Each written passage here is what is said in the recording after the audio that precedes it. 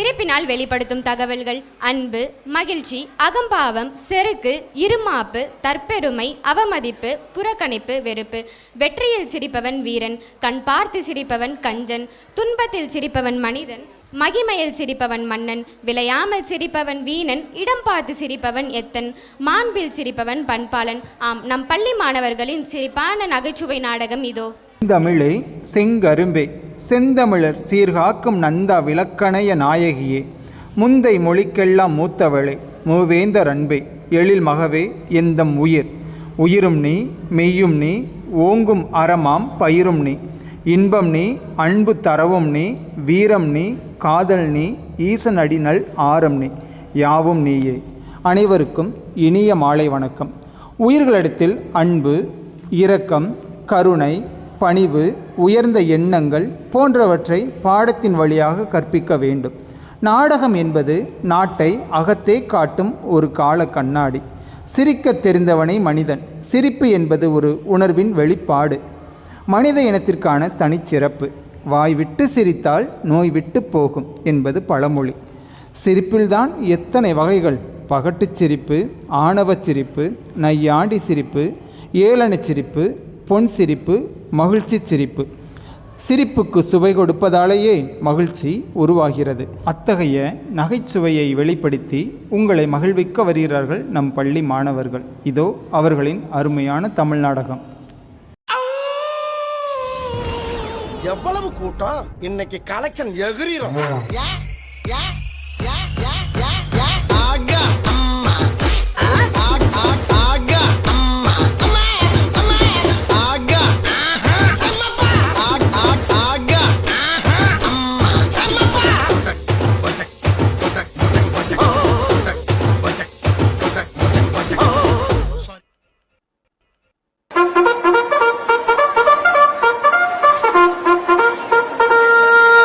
ராஜாதிராஜ ராஜகம்பீரர், ராஜகுல திலகர், ராஜ மார்த்தாண்டர், 10ஆம் வகுப்பில் படிக்கிற மாதிரி நடிக்கிற நம் அரசன் கௌஷிக் அவர்கள் பராக் பராக் பராக். சீக்கிரமா வாடா, எவ்வளோ நேரம்டா கத்துறது?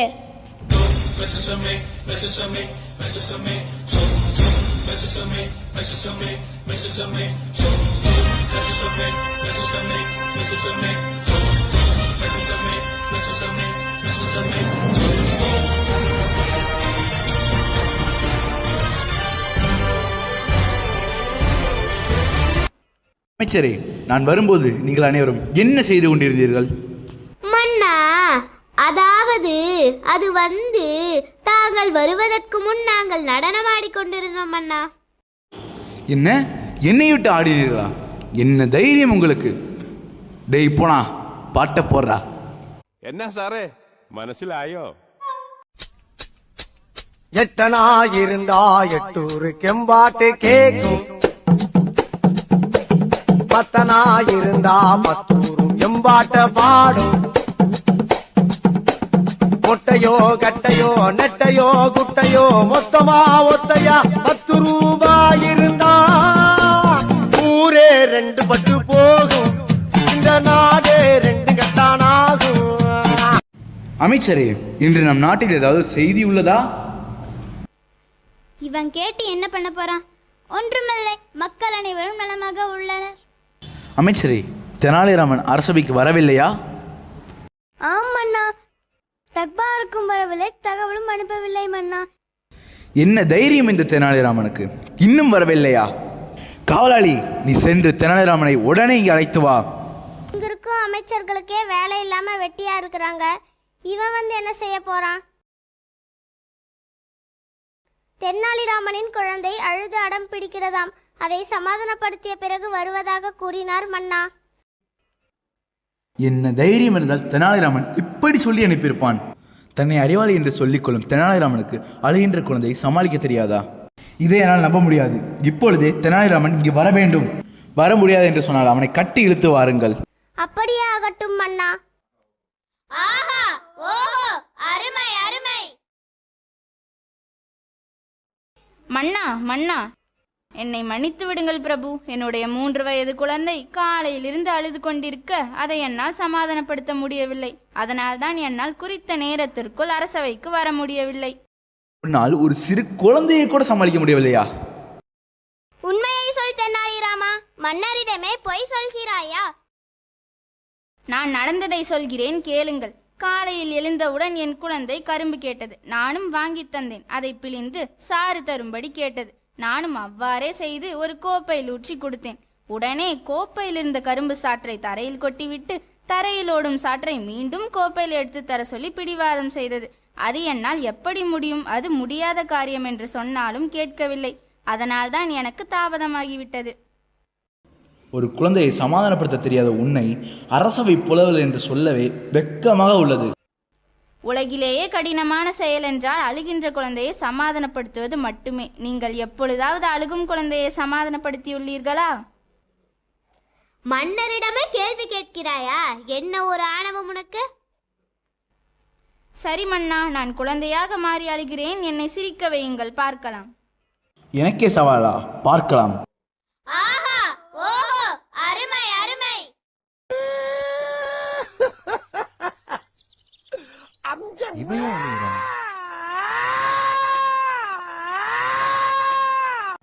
அழகார கண்ணே, உனக்கு என்ன வேண்டும்? பழம் தரட்டுமா? பால் கொண்டு சொல்லட்டுமா? மன்னா, குழந்தையை எவ்வளவு அன்பாக கொஞ்சுகிறீர்கள். ஆஹா, ஓஹோ, அருமை அருமை. எனக்கு இது வேண்டாம். அழகார சமத்துக்குட்டி, வேற என்ன வேண்டும் உனக்கு? எனக்கு ஒரு பானை வேண்டும், கொண்டு வாருங்கள். சரி, பானை தானே, கொண்டு வர சொல்கிறேன். காவலாளி, சென்று உடனே ஒரு பானையை கொண்டு வா. அப்படியே ஆகட்டும் மன்னா. பானையை வைத்து விளையாடப் போகிறாயா? இல்லை மன்னா, பானைக்குள் இந்த அமைச்சரை போக சொல்லுங்கள். இந்த பானைக்குள் நானா எப்படி போக முடியும்? என்னால் முடியாது, என்னால் முடியாது மன்னா. இல்லை, நீ போகத்தான் வேண்டும். மன்னா, என்னை காப்பாற்றுங்கள். அது எப்படி போக முடியும்? ஆஹா, ஓஹோ, அருமை அருமை.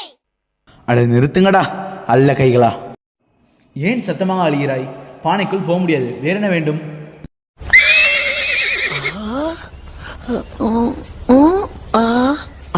என்ன தெரிகிறது? அது ஒண்ணுமில்லடா.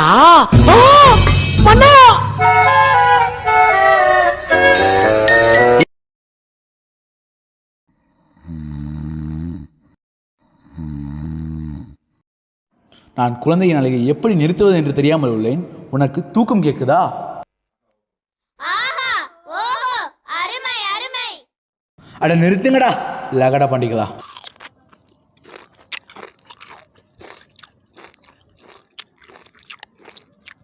தீனி பண்டாரமே, நான் குழந்தையின் அழுகை எப்படி நிறுத்துவது என்று தெரியாமல் உள்ளேன். உனக்கு முறுக்கு கேட்குதா? மன்னா, நான் ஒரு கடிதம் சொல்லி சிரிக்க வைக்கிறேன். குழந்தாய், எலிக்கு பிடிக்காத படிப்பு எது? அது போய் எலிக்கிட்ட கேளுங்கடா. அட அறிவுகட்ட மங்குடி அமைச்சர்களே, குழந்தையின் அழுகை நிப்பாட்டுங்களாடா. நான் அழுகும் குழந்தையை சிரிக்க வைக்கிறேன், பாருங்கள். அங்கே பாரு, ஒரு காகம் பறக்கிறது. போடா லூசு, காகம்னா பறக்க தான் செய்யும். மன்னா, நான் முயற்சி செய்கிறேன். குழந்தாய், எப்பப்பெல்லாம் உனக்கு பள்ளிக்கூடம் லீவ் விடுவாங்க? அடே முட்டாள் அமைச்சரே, அங்க உட்கார்ந்து இருக்கிறாங்களே பிரின்சிபல், அவங்க கிட்ட போய் கேளுங்க. நான் அழுகையை நிறுத்துகிறேன் மன்னா. குழந்தாய், நான் உனக்கு நீச்சல் கத்து தரட்டுமா? தரையில எப்படிரா நீச்சல் அடிக்க முடியும் முட்டாள் காவலரே? நான் பொம்மை தரட்டுமா? நீ வைத்து விளையாடுகிறாயா? போடா முட்டாள் அமைச்சரே, நான் சிரிக்க மாட்டேன். நான் ஒரு யோசனை சொல்லட்டுமா? போதுமடா உங்கள் அறிவுகட்ட ஆலோசனை. உனக்கு வேற என்ன வேண்டும்? நான் உனக்கு பாட்டு பாடட்டுமா? அல்ல போனா பாட்டா போடுறா.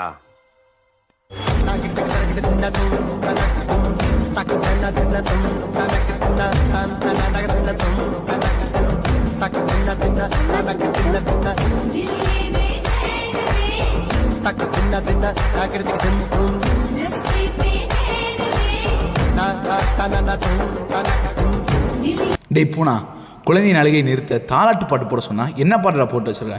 வேற பாட்டு போடுறா.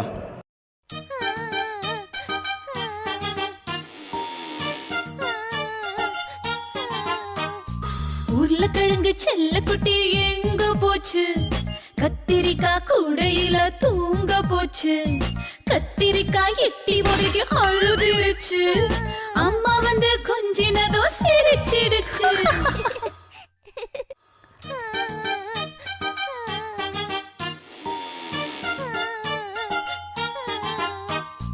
உருளைக்கிழங்கு செல்ல குட்டி எங்க போச்சு? கத்திரிக்காய் கூடையில தூங்க போச்சு. கத்திரிக்காய் எட்டி முறைக்கு அழுதுருச்சு. அம்மா வந்து கொஞ்சினதோ சிரிச்சிடுச்சு.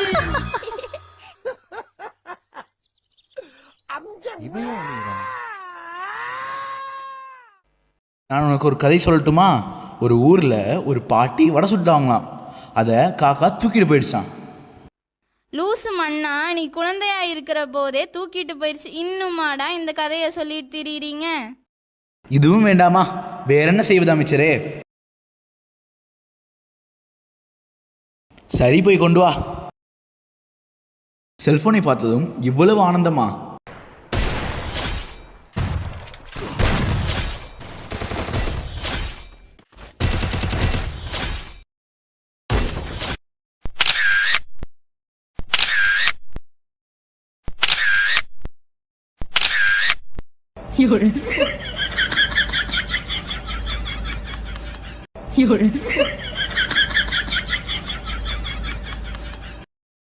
எப்படியோ குழந்தையின் அழகை நிறுத்திவிட்டோம். ஆனால் இது நல்ல பழக்கம் அல்ல. ஆமண்ணா. தெனாலிராமா, நம் நாட்டு இளைஞர்கள் செல்போனால் கெடுகிறார்கள். அவற்றை மாற்ற ஏதேனும் வழி கூறுங்களேன். மன்னா, மாணவர்கள் மிக முக்கியமானவர்கள். அவர்கள்தான் நம் நாட்டின் வருங்கால தூண்கள். முதலாவது, பெற்றோர்கள் தங்கள் செல்போன்களை குழந்தைகளிடம் கொடுப்பதை தவிர்க்க வேண்டும். அடுத்ததாக, குழந்தைகள் கண்ணால் பார்ப்பதை அப்படியே செய்யும் ஆற்றலுடையவர்கள். எனவே பெற்றோர்கள் வீட்டில் அதிக நேரம் தொலைக்காட்சியுடனும் தொலைபேசியுடனும் நேரத்தை செலவழிக்காமல் தங்கள் குழந்தையுடன் சேர்ந்து உண்பதும் விளையாடுவதும் பேசுவதுமாக நேரத்தை செலவழிக்க வேண்டும். அன்பு பெற்றோர்களே, குழந்தைகளுக்கு நல்வழி காட்ட எத்தனையோ வழிமுறைகள் உள்ளது. அதனை தேர்ந்தெடுத்து குழந்தைகளுக்கு புகட்ட வேண்டும். செல்போனால் நன்மை தீமை என இரண்டும் உண்டு. நம் நல்லவற்றை எடுத்துக்கொண்டு தீயவற்றை புறக்கணிக்க வேண்டும். நன்றி, வணக்கம்.